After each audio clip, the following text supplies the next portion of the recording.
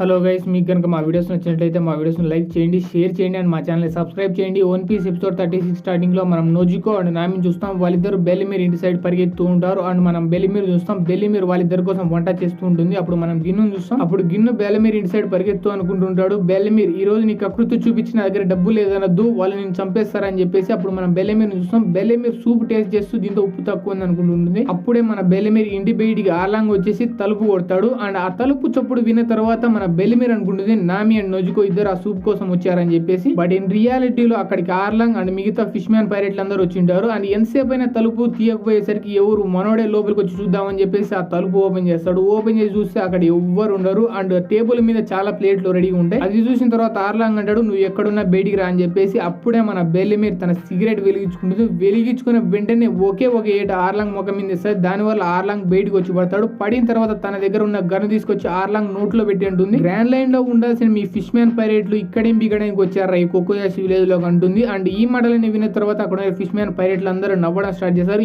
ఎందుకంటే వెంటనే ఆర్లాంగ్ ఆ నోట్లో పెట్టిన గన్నును తన నోట్తో ముక్కలు చేస్తాడు. దాని తర్వాత అంటాడు వీక్ ఇంత వీక్ ఉండేదాన్ని నీకు ఎందుకే ఓవర్ యాక్షన్ అని చెప్పేసి. అండ్ అప్పుడే మనం చూస్తాం నోజికో అండ్ నామి ఇంకా పరిగెత్తు ఆల్మోస్ట్ బెల్లిమీర్ ఇంటి దగ్గరికి వచ్చేసింటారు. బట్ అప్పుడే అక్కడ అదే విలేజ్ డాక్టర్ వచ్చేసి వాళ్ళిద్దరు నాపేసి అంటాడు మీరిద్దరు అక్కడికి వెళ్ళొద్దు, ఎందుకంటే మీ మమ్మీ ఆల్రెడీ డేంజర్ లో ఉంది, మీరు అక్కడికి వెళ్తే ఇంకా డేంజర్ లోకి వెళ్ళిపోతుంది అని చెప్పేసి. అప్పుడే మనం ఆర్లాంగ్ చూస్తాం. ఆర్లాంగ్ ఆ బెల్లిమీర్ చేతిని ఆల్రెడీ విరగొట్టింటాడు. బట్ ఇంకా విరగొట్టాలని చెప్పేసి అదే చోటు మీద ఇంకా తొక్కుతూ ఉంటాడు. దాని వల్ల బెల్లిమీర్ చేతిలో ఉండే ఎంకలన్నీ ముక్కలు అయిపోతుంటాయి. దాని వల్ల బెల్లిమీర్ చాలా గట్టిగా అరుస్తుంటుంది. అప్పుడే మనం చూస్తాం గెన్ అక్కడికి వచ్చేసి అంటుంటారు ఆర్లాంగ్ నువ్వు ఇక్కడ ఏం చేస్తున్నావు, నువ్వేమన్నావు నువ్వు డబ్బుల కోసం అన్నావు కదా, సో డబ్బులు తీసుకో అని చెప్పేసి. అప్పుడు ఆర్లాంగ్ అంటాడు అవును కదా ఫ్లోలో మర్చిపోయినా, సో డబ్బులు ఇచ్చేసి నేను ఇక్కడ నుంచి వెళ్ళిపోతామని చెప్పేసి. అప్పుడు గెన్ బెల్లిమీర్ దగ్గరికి పోయి అంటాడు బెల్లిమీర్ చిన్న పిల్లలకి 50,000 అండ్ పెద్దోళ్ళకి ₹1,00,000 మొత్తం 2 లక్షలు నువ్వు పే చేయాల్సి వస్తుంది, నీ దగ్గర అంత ఉంది అని చెప్పేసి మెల్లగా అంటాడు. ఇది విన్న తర్వాత బెల్లిమీర్ అంటుంది నీకు తెలుసు కదా నేను ఎప్పుడో ఆర్మీ నుంచి రిటైర్ అయిపోయినా, సో దాని వల్ల నా దగ్గర ఇప్పుడు డబ్బులు అస్సలు లేవు, నా దగ్గర మ్యాక్స్ టు మ్యాక్స్ ₹1,00,000 మాత్రమే ఉండొచ్చు అని చెప్పేసి. అప్పుడే మనం చూస్తాం హాచి ఆ ఇంట్లోకి వెళ్ళి చూసి అంటాడు ఆర్లాంగ్ ఈ ఇంట్లో ముగ్గురికి ప్లేట్ రెడీ చేసినారు, సో నాకు తెలిసి ముగ్గురు ఉంటారేమో అని చెప్పేసి. ఇది విన్న తర్వాత గెన్ అంటాడు లేదు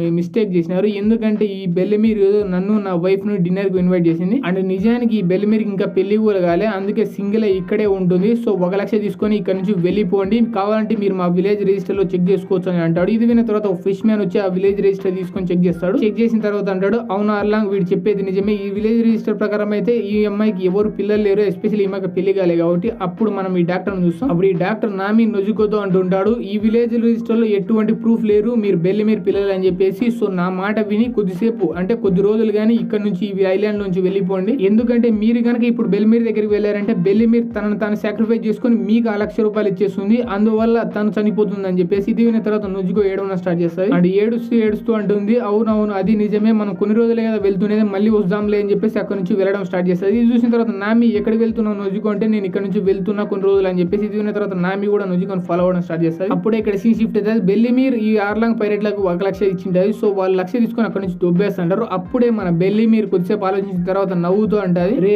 ఆగండి, నేను ఎప్పుడు చెప్పేది చెప్పు ఆ ₹1,00,000 నాకని చెప్పేసి, ఆ ₹1,00,000 నా ఇద్దరు కూతుర్లకు అని చెప్పేసి. అప్పుడు ఇది విన్న తర్వాత గెర్న్ అంటాడు నీకేమైనా పిచ్చి పడింది, నువ్వు ఏం మాడుతావు, నీకు అర్థమవుతుంది, నీకు పెళ్లి కాలి, నీకు కూతురు ఎట్లా పుడతారని చెప్పేసి. అప్పుడు బెల్లిమీర్ అంటుంది ఇప్పుడు కనుక నేను ఒప్పుకోలేదంటే నాకు ఇద్దరు కూతుర్లు అని చెప్పేసి నా మీద నాకు ఫ్యూచర్ అసహ్యం వేస్తుంది, ఎందుకంటే వాళ్ళిద్దరు నా కూతుర్లే అని చెప్పేసి అంటుంది. బట్ ఈ మాటలన్నీ విన్న తర్వాత నామి అండ్ నొజుకో వెనకలు తిరిగి మళ్ళీ బెల్లిమీర్ సైడ్ పరిగెత్తు వస్తుంటారు. అది చూసిన తర్వాత బెల్లిమీర్ అంటుంది నామి నీ మీద చేయి చేసుకునేందుకు నేను అన్ని మాటలు సారీ అని చెప్పేసి. బట్ ఈ మాటలను ఇగ్నోర్ చేసి నామి అండ్ నొజుకో వచ్చేసి బెల్లిమీర్ కౌగిలించుకుంటారు. అప్పుడు బెల్లిమీర్ అంటుంది నామి నొజుకో చిన్నప్పటి నుంచి మీ ఇద్దరు చాలా అడిగారు, బట్ నేను ఏవి ఇవ్వలేకపోయినా, సో అందుకే నేను సారీ చెప్తున్నా. బట్ దాని తర్వాత నామిని పట్టుకుని అంటుంది నామి నాకు నమ్మకం ఉంది, నాకు పూర్తి నమ్మకం ఉంది, నువ్వు జీవితంలో ఏదో ఒక రోజు పెద్ద నావిగేటర్ అయ్యి ప్రపంచం అంతా తిరిగి నీ డ్రీమ్ ను సక్సెస్ చేసుకుంటావు అని చెప్పేసి. దాని తర్వాత బాయ్ అని చెప్పేసి. ఇది విన్న తర్వాత వాళ్ళిద్దరు అంటారు ఎందుకు నువ్వు బాయ్ చెప్తున్నావు, మేము మిమ్మల్ని ఎక్కడికి వెళ్ళనివ్వు అని చెప్పేసి. అప్పుడే వెనకాల నుంచి ఆర్లాంగ్ వచ్చేసి అంటాడు బోరింగ్, ఈ సెంటిమెంటల్ డ్రామా చాలా బోరింగ్ ఉంది, సో చంపుకోవడం స్టార్ట్ చేద్దాం అని చెప్పేసి అక్కడికి వచ్చేసి అంటాడు. ఇది విన్న తర్వాత మన బెల్లిమీర్ అంటుంది ప్రామిస్ నాకు చేయి, నువ్వు ఆల్రెడీ వీళ్ళిద్దరికి డబ్బులు తీసుకునే కాబట్టి వీళ్ళిద్దరిని ఏం చేయను అని చెప్పేసి. అప్పుడు ఆర్లాంగ్ సర్లే చేయను అని చెప్పేసి. బట్ అప్పుడే మనం చూస్తాం గిన్నె 2 గన్నులు తీసుకొని వచ్చి అక్కడ ఉన్న టప కాల్చుతాడు. బట్ అప్పుడు చూసిన తర్వాత ఒక ఫిష్ మ్యాన్ ఆ బుల్లెట్లను అడ్డుకొని చెప్పేసి గిన్నెను ఒక ఏటేస్తాడు, దాని వల్ల గిన్నె కింద పడిపోతాడు. ఇది చూసిన తర్వాత అక్కడ ఉన్న విలేజెస్ అందరూ కట్టర్లు అన్ని తీసుకుని వచ్చి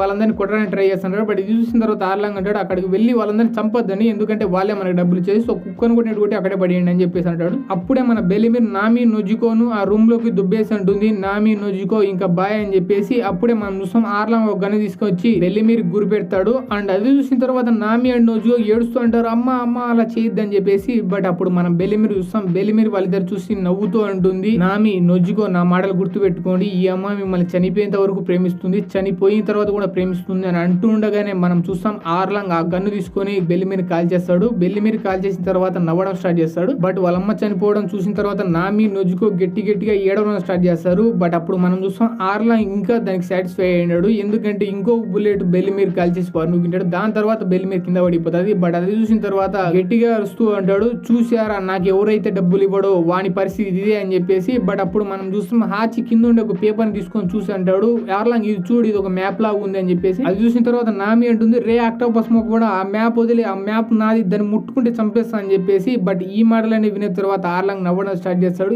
ఏంటి ఇంత చిన్న పిల్ల ఇంత మంచి మ్యాప్ గీసింది, ఆ పిల్ల మనకు పనికి వచ్చేది, ఆ పిల్లని వేసుకొని రండి అని చెప్పేసి వెంటనే హాచి నామిని పట్టుకొని అక్కడ నుంచి తీసుకొని స్టార్ట్ చేస్తాడు. ఇది చూసిన తర్వాత నామి అరవడం స్టార్ట్ చేస్తుంది. బట్ అప్పుడే గిన్ను తన ఒక కత్తిని తీసుకొని వచ్చి ఆర్లాంగ్ ఆపుతాడు. బట్ అది చూసిన తర్వాత ఇంకో ఫిష్ మ్యాన్ వెంటనే అక్కడికి వచ్చేసి గిన్నుకి చాలా గాయపరుస్తాడు. అందువల్ల గిన్ను గాయమైపోయి రక్తం కారుతుంటది. ఇది చూసిన తర్వాత నొజుకో చాలా ఏడవడం స్టార్ట్ చేస్తుంది. ఎందుకంటే ఫస్ట్ వాళ్ళ అమ్మ, దాని తర్వాత గిన్ను, దాని తర్వాత నామి అందరూ ఒకేసారి వెళ్ళిపోతున్నారు తను వదిలేసని. అప్పుడు అది చూసిన తర్వాత నామి అంటుంది నొజుకో నువ్వేం ఏడాల్సిన అవసరం లేదు, నేను కొద్ది రోజులు మాత్రమే ఇక్కడ నుంచి వెళ్తున్నా, నేను మళ్ళీ తిరిగి వస్తా, ఎట్టి పరిస్థితులు తిరిగి వస్తా అని చెప్పేసి ఏడుస్తూ తనకు చెప్తుంటది. అప్పుడే సీన్ షిఫ్ట్ అవుతుంది. కొన్ని రోజుల తర్వాత గిన్నుకు చాలా దెబ్బలు తగిలింటే తను చాలా స్ప్రో తప్పి పడిపోయింటాడు. బట్ కొన్ని రోజుల తర్వాత స్ప్రోలోకి వచ్చింటాడు. అప్పుడు మనం చూస్తాం తనకు చాలా బ్యాండేజెస్ ఉంటాయి. అప్పుడు మనం నొజుకొని చూస్తాం. నొజుకో ఒక సమాధి దగ్గరికి పోయి ఏదో ప్రేయర్ చేస్తుంటది. అప్పుడే మనకు అర్థమవుతుంది ఆ సమాధి ఇంతకు ముందు నామి కూర్చొని మాట్లాడిన సమాధి ఇంకెవరిదో కాదు, వాళ్ళ అమ్మ బెలిమిర్ది అని చెప్పేసి. అప్పుడే సీన్ షిఫ్ట్ అయితే మరుసటి రోజు మార్నింగ్ అక్కడ ఉండే ప్రజలందరూ గుమిగూడి అనుకుంటుంటారు ఫస్ట్ ఆర్లాంగ్ వచ్చేసి బెలిమిర్ ను చంపేసినాడు, దాని తర్వాత నామిని ఎత్తుకుపోయినాడు. అలాగే మనం చూస్తా ఊరుకుని అంటే వాడు ఎన్నైనా చేస్తాడని చెప్పేసి. ఇదంతా విన్న తర్వాత నొజుకో అనుకుంటుంది అసలు ప్రయోజనమే లేదు, ఎందుకంటే ఆర్లాంగ్ చాలా స్ట్రాంగ్, అతన్ని మనందరం కలిసి కూడా ఏం చేయలేము అని చెప్పేసి. బట్ అప్పుడే మనం చూస్తాం నామి అక్కడికి నడుచుకుంటూ తిరిగి వస్తుంటుంది. నామికి చాలా దెబ్బలు తగిలింటాయి. ప్రాబ్లీ ఆర్లాంగ్ పైరెట్లలో ఎవరైనా కొట్టిండొచ్చు. బట్ అప్పుడు మనం చూస్తాం నొజుకో నామి దగ్గరికి వచ్చేసి అంటుంది నామి అసలు ఏం జరిగింది, వాళ్ళు నేను ఎలా వదిలేశారని చెప్పేసి. బట్ అప్పుడు నామి అంటుంది నేను వాళ్ళతో చేరిపోయాను అని చెప్పేసి. అప్పుడు నొజుకో ఉంటుంది వాళ్ళతో చేరిపోయావు అంటే దాని అర్థం ఏందని చెప్పేసి. అప్పుడు నామి అక్కడ నుంచి కొంచెం దూరం పరిగెత్తి ఉంటుంది నన్ను వదిలేయండి, నేను వాళ్ళతో చేరిపోయా, నేను ఇప్పుడు ఆర్లాంగ్ పైరెట్ లో ఒక భాగం అని చెప్పేసి తన భుజం మీద ఉన్న టాటూను వాళ్ళందరికీ చూపిస్తుంది. దాని తర్వాత తన దగ్గర ఉన్న డబ్బు చూపిస్తుంటుంది. ఇది చూడండి ఆర్లాంగ్ తనకు మ్యాప్ ఇచ్చినందుకు అండ్ ఫ్యూచర్ లో మ్యాప్ గీస్తానందుకు ఇంత డబ్బు ఇస్తాడని చెప్పేసి. ఇది తర్వాత నొజుకో కోపంతో ఉంటుంది ఏంటి నామి నీకేమైనా పిచ్చి పట్టిందా, అమ్మ ప్రాణాలు తీసినట్టుతో కలిసాడు ఏంది నువ్వు, నీకు అమ్మ ప్రాణాల కంటే డబ్బులు ఎక్కువ అయిపోయాయని చెప్పేసి. ఇది తర్వాత నామి అంటుంది అవును నాకు ఎక్కువ అయిపోయినాయి, నేను నా జీవితంలో అమ్మ మాదిరి బతకాలనుకోలే, అమ్మ మాదిరి చేస్తూ బతుకుతూ డబ్బులు లేక ఇట్లా బతకాలనుకోలే, నేను డబ్బుల కోసమే బతకాలనుకున్నా, నేను డబ్బులతో హ్యాపీగా బతుకుతాం అనుకున్నా అంటారు. ఇది విన్న తర్వాత జస్ట్ నొజుకో కాదు బట్ అక్కడ ఉన్న గ్రామస్తులందరూ షాక్ అయ్యి అనుకుంటున్నారు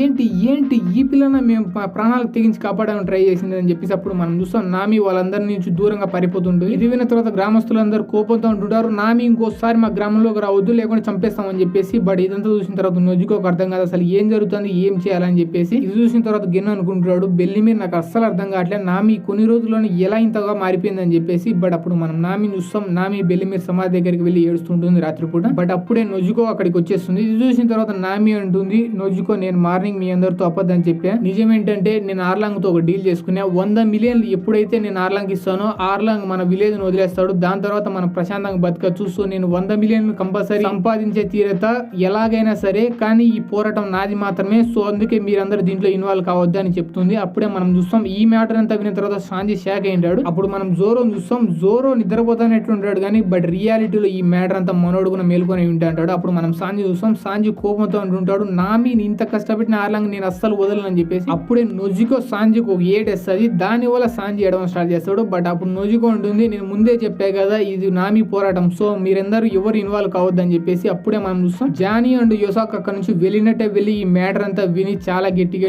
ఏడవడం స్టార్ట్ చేస్తారు. బట్ అప్పుడు నొజుకో చెప్తుంటే నామి ఆ రోజు నుంచి చిన్న పిల్లప్పటి నుంచి చాలా పెద్ద పెద్ద పైరెట్ల నుంచి ఉన్న దొంగతనం చేసేది. అప్పుడు ఇలా ఎందుకు చేస్తున్నావు అని అంటే నామి నవ్వుతూ చెప్పేది వీళ్ళందరూ ఆల్రెడీ పైరెట్లు, వీళ్ళందరూ చాలా మంది జీవితాలు నాశనం చేసి డబ్బు అంతా సంపాదించారు, సో వీళ్ళ దగ్గర దొంగతనం చేస్తే మనం ఏం తప్పు చేసినట్టు కాదని చెప్పేసి. దాని తర్వాత అలా దొంగిలించిన డబ్బు అంతా తీసుకొచ్చి మా ఇంటి వెనకాల ఒక గుంత తీసి ఆ గుంతలో దాచిపెట్టేది. అప్పుడే మనం చూస్తాం నామి సైడ్ నామి తన నిద్రలోంచి లేచింటది. అప్పుడు మనం లూఫీని చూస్తాం. లూఫీ ఫైనలీ నడుచుకుంటూ కోకోయాషి విలేజ్ లోకి ఎంటర్ అయ్యింటాడు. ఎంటర్ అయిన తర్వాత అక్కడ చాలా మంది మెరీన్స్ అండ్ గెన్ను కూడా కనపడతాడు. వాళ్ళందరూ చూసిన తర్వాత మన లూఫీ కొంచెం షాక్ అయ్యింటాడు. బట్ షాక్ అయిన తర్వాత కూడా అలాగే నడుచుకుంటూ వెళ్ళిపోతాడు. అంటాడు. బట్ అప్పుడే మనకు అర్థమైపోతుంది లూఫీ చూసి షాక్ అనేది ఆ మెరీన్ కానీ లేకుంటే గెన్ను చూసి కాదు, బట్ గెన్ను తలకాయ మీద ఉండే టోపీ మీద ఉండే ఫ్యాన్ అని చెప్పేసి అది చూసిన తర్వాత లూఫీ అనుకుంటుంటాడు ఆ ఫ్యాన్ చాలా బాగుంది, నా టోపీ మీద కూడా అలా ఫ్యాన్ పెట్టిస్తే చాలా బాగుంటుంది. అప్పుడు మనం నామి చూస్తాం. నామి ఇంటి బయట ఏదో చప్పుడు రావడంతో నామి బయటకు వచ్చేసి చూసిన తర్వాత షాక్ అయి ఉంటుంది. ఎందుకంటే నామి ఇంటి ముందర చాలా మంది మెరీన్స్ ఉంటారు అండ్ మెరీన్స్ మధ్యలో గెన్స్ అనుకుని ఉంటాడు. ముందు చూసిన ఈ ఎలక మగమోడే వీళ్ళందరూ కెప్టెన్ అనమాట. అప్పుడు వీడు అంటాడు నామి మాకు ఇన్ఫర్మేషన్ వచ్చింది, నువ్వు పైరట్ల దగ్గర దొంగతనం చేసిన డబ్బునంతా ఇక్కడే దాచిపెడతావు అని చెప్పేసి. లా ప్రకారం దొంగతనం చేయడం తప్పు, అది ఆ పైరట్లైనా నువ్వైనా. సో ఇప్పుడు నీ దగ్గర దాచిపెట్టిన డబ్బు నీది కాదు, గవర్నమెంట్ ఇది, సో మాకు తెచ్చి చేయ అంటాడు. ఇది విన్న వెంటనే అక్కడ గిన్సాన్ షాక్ అయిపోయినాడు, ఎందుకంటే ఈ మ్యాటర్ మన గిన్సాన్ తెలిసినది కాబట్టి. ఈ మాటలనే విన్న తర్వాత మన నామి షాక్ అయిపోయింది, ఏ మాటలో అర్థం కాకుండా ఉంటుంది. అప్పుడు ఎలకమొక్కమాడు అంటాడు నువ్వు గనక ఒకవేళ ఆ డబ్బును మాకు స్వాధీనం చేయకపోతే నీ మీద చట్టపరమైన చర్యలు తీసుకోబడతాదని చెప్పేసి. అండ్ దీంతో పాటు ఈ ఎపిసోడ్ ఇక్కడ అయిపోతుంది గైస్.